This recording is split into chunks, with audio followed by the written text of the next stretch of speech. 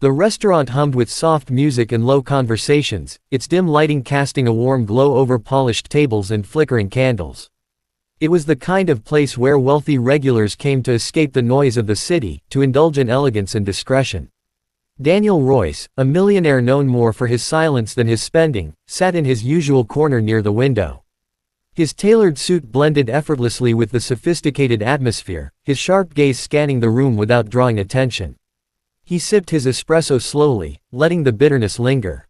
Across the room, a waitress caught his eye, not for her looks or manner, but for something off. She moved with grace, but not ease. Her smile flickered like a faulty light, there one second, gone the next. Every time she turned away from a table, her expression crumpled for a heartbeat before she reset it, like someone forcing themselves to stay afloat in public. She passed by his table to serve the guests beside him. That's when Daniel noticed it, just a glimpse as she reached over the table to place a plate. Her uniform sleeve shifted slightly, revealing the inside of her upper arm. A dark mark peeked through. Not a smudge, not a shadow, but a bruise.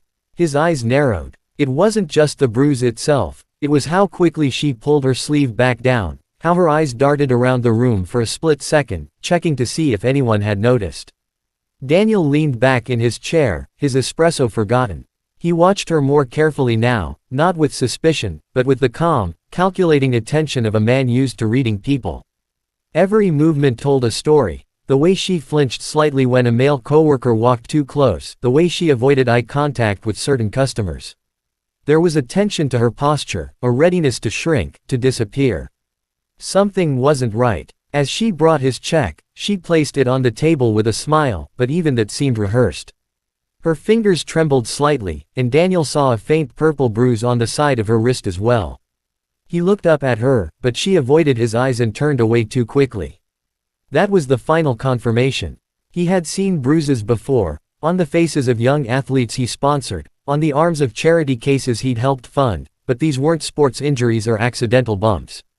These were hidden, covered, shameful. He watched her walk away, the sway of her step confident on the surface but marked with caution.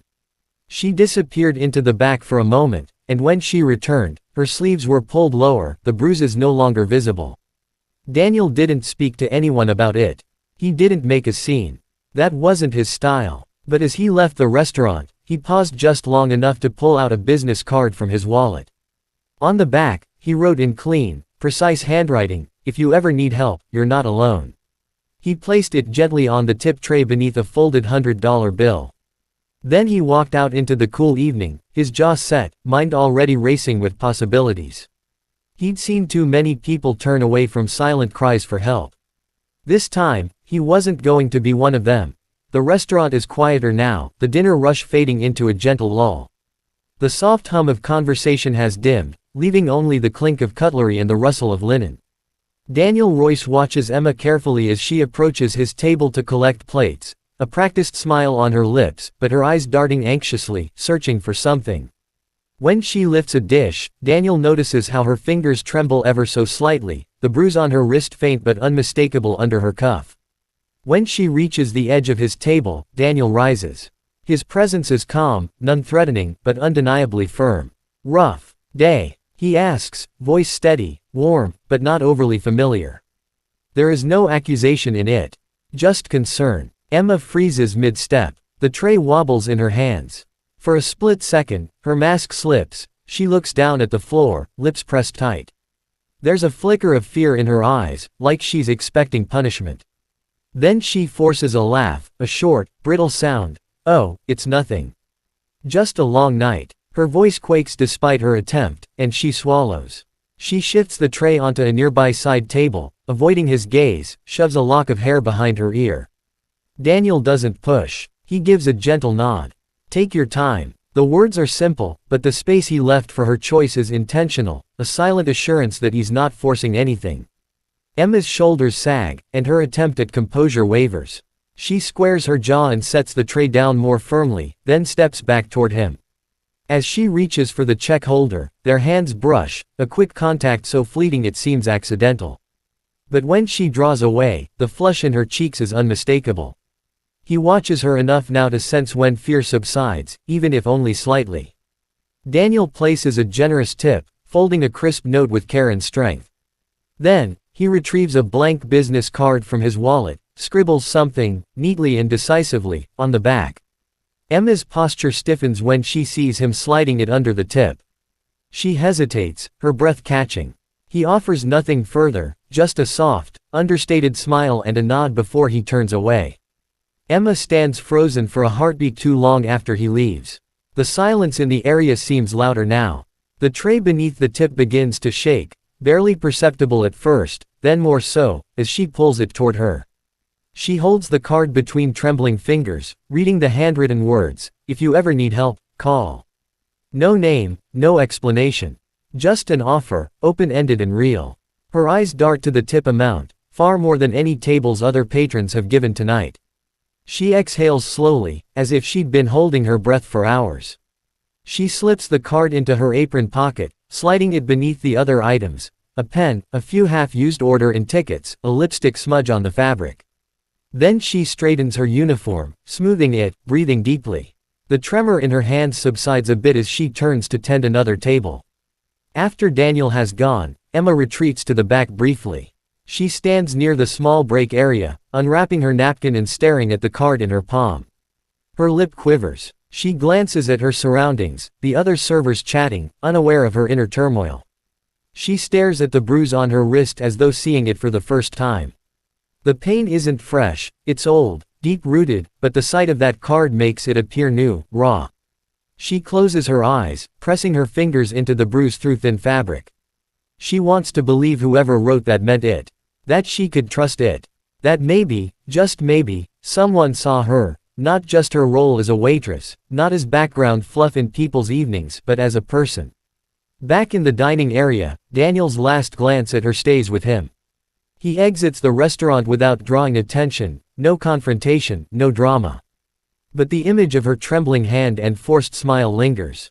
He already begins to consider options, discreet surveillance, contacting someone who could help, making an anonymous report. The card in his pocket weighs heavy, symbolic, the first move. The question now is whether she'll make the next. Emma folds the card once more, tucking it into her apron, close to her heart. She glances around the floor one last time, takes a breath, and steps forward.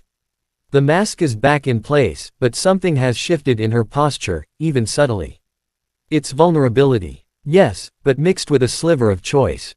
And that can be everything. The night was heavy with rain, the kind that blurs city lights and cloaks the streets in silence. Daniel sat in his study, a book open in his lap but unread. His thoughts kept returning to the waitress, Emma. It had been 3 days since he left her his card, and each passing hour made him wonder if she'd reach out, or if he was just another stranger who saw too much and did too little. Then, just past midnight, his phone lit up. Unknown number. He hesitated only a second before answering. Hello. There was silence on the other end, but he didn't hang up. Finally, a voice came through, soft, shaking. Is this Mr. Royce? Yes, he said instantly, sitting up straighter.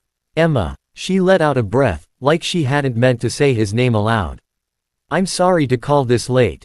I didn't know who else to, her voice cracked. I didn't know what to do. You don't have to apologize, Daniel said gently. Are you safe right now? A pause. I left the apartment. I couldn't stay there tonight. He came back angry. I thought he wasn't supposed to know where I worked, but he showed up near the alley behind the restaurant. Just stood there, watching. Daniel was already grabbing his keys, heading for the door. Where are you now? I walked a few blocks. I'm at the old cafe near 11th and Grant, the one that stays open late. It's mostly empty. Stay there. I'll be there in 10 minutes. Sit somewhere visible but near the staff. Don't go outside, no matter what. Oh okay, she said quietly. He ended the call and drove faster than usual, rain streaking across the windshield, wipers thudding in rhythm with his pulse. When he pulled up outside the cafe, he spotted her through the window, curled into herself in a corner booth, a half-empty cup of coffee in front of her, eyes scanning every passerby with quiet dread. Inside, the cafe was nearly deserted, save for a sleepy barista behind the counter. Daniel approached Emma slowly, not wanting to startle her. When she saw him, relief swept across her face so quickly it nearly broke him. He slid into the booth across from her, not saying anything at first. Just being there. I didn't think I'd call you, she whispered. I thought I could handle it. I've always figured it out somehow. You don't have to figure it out alone anymore, Daniel said. You did the hard part. You reached out. Emma looked down, wrapping her hands around her cup to stop them from trembling. He never used to be like this. He was kind, funny. Then things changed. He got angry when I got that job. Started showing up, waiting outside. He said I belonged at home, not serving drinks to men. I tried to leave a few times, but he always found me. Said if I ran again, I'd regret it. Daniel leaned forward, his voice calm but firm. Emma, what he's doing is not love.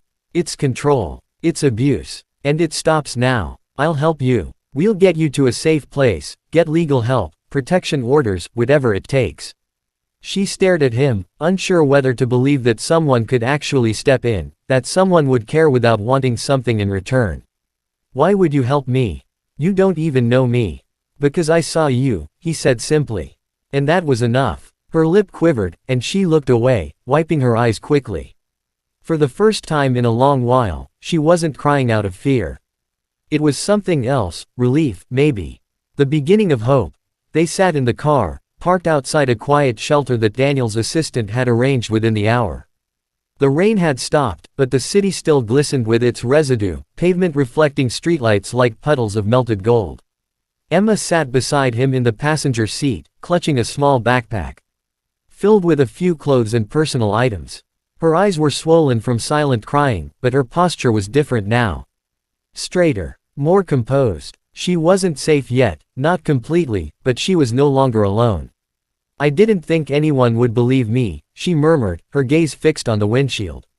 He always made me feel like no one would care. Or worse, that I deserved it. Daniel looked at her, his face calm but grave. That's what abusers do. They isolate you. Break your spirit before they lay a hand on you. Emma nodded slowly. The first time he hit me, he cried afterward. Said he was sorry, that it was the pressure, the bills, the drinking. I thought maybe if I loved him enough, I could fix it. Daniel exhaled, his voice low. Love shouldn't come with bruises. Emma turned her head to look at him fully for the first time since they'd left the cafe. Why do you even care? You could have walked away like everyone else. Daniel paused, then spoke with quiet conviction. Because I've seen what happens when people look the other way. When I was a kid, there was a girl on my street, bright, funny. Her dad used to hit her. We all heard it. No one ever did anything. One day, she didn't come out to play. No one ever saw her again. He blinked once, hard. I promised myself that if I ever had the power to help someone like that, I would. Emma lowered her eyes, digesting that. She could see it in his face now, not pity, but something deeper. A man haunted by something he couldn't change, trying to make peace with it by saving someone else. I always thought asking for help meant I was weak, she whispered. No, Daniel said firmly. It means you survived, and you're ready to stop surviving and start living. For a long moment, they sat in silence. The shelter building glowed warmly through the windshield. Inside were trained staff, clean rooms, and, most importantly, locked doors that would keep him out. Emma reached for the door handle, then paused. What if he finds me again? Daniel handed her a small folder. Inside are details for a lawyer I trust. I've already spoken to them. We'll file a restraining order. I'll also assign someone to monitor the restaurant and your apartment, just in case he circles back. And if it comes to it, I'll make sure you have the resources to move, change your number, your job, your city if needed. Emma looked down at the folder as though it weighed more than anything she had carried before. Why would you go this far, for me? He gave her a faint smile. Because you deserve a life that doesn't require escaping. You deserve peace. Her lips trembled, but she nodded. Thank you. As she stepped out of the car and walked toward the shelter, Daniel watched her go. She was still afraid, he could see that, but fear no longer owned her steps. With each one, she was reclaiming something. Her voice, her strength, her future. Daniel sat for a while after the door closed behind her. The street was quiet now. But something had changed. What began as a quiet observation over coffee had turned into something much bigger. And he wasn't finished yet. It had been 6 months since that rainy night. 6 months since Emma walked through the doors of the women's shelter with nothing but a backpack and a broken sense of self. Now, everything about her had changed, except her eyes. They were still the same soft hazel, but no longer weighed down by fear. There was steadiness in them now, a kind of quiet resilience that came only from surviving something most people would never understand. Daniel stood near the large glass windows of his downtown office, glancing down at the street below. He had a meeting scheduled, one of many that day, but this one was different. His assistant had told him Emma was arriving soon, for her first day of work. After months of helping her rebuild, connecting her to therapy, legal aid, housing, and finally, a mentorship program, Daniel had offered her a position in the company's outreach and employee wellness division. She had earned it, not as charity, but by proving herself through persistence, courage, and the raw strength it took to start over. When the elevator chimed, Daniel turned. Emma stepped out into the reception area. She wore a navy blouse and black trousers, simple, professional, but it was the way she carried herself that struck him. Her back was straight, her hands steady. No hesitation, no shame. He walked forward to greet her, extending his hand. "Emma, welcome." She smiled, a real one this time, warm and unguarded.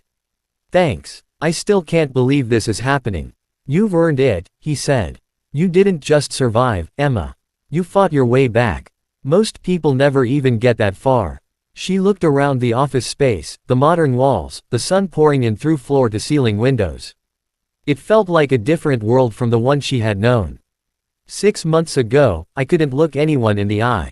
Now I'm walking into a place like this, like I belong.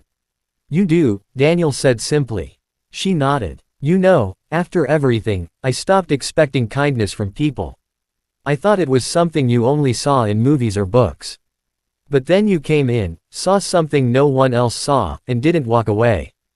Daniel gave a small smile, but there was something serious behind it. "It wasn't kindness, Emma. It was responsibility. You were in pain, and I had the means to do something. That shouldn't be extraordinary, that should be normal. I hope one day it is," she said. "That's why I want this job. I want to be the person who notices, who listens, who helps. That's exactly why I hired you." They shared a brief silence, but it wasn't awkward, it was full of meaning. So much had passed between them without ever needing to be spoken. He had given her a path, and she had walked every step of it herself. That mattered. Later that afternoon, Emma settled into her desk on the wellness floor. She hung a small photo beside her monitor, one of her and her younger sister, laughing in a park, taken just 2 weeks ago. It reminded her of who she was becoming. As she typed her first email, her phone buzzed. It was a message from a caseworker she'd once shared a room with at the shelter. Another woman was looking for help, trapped in the same cycle Emma had once believed was unbreakable. Without hesitation, Emma replied, "Send her my way.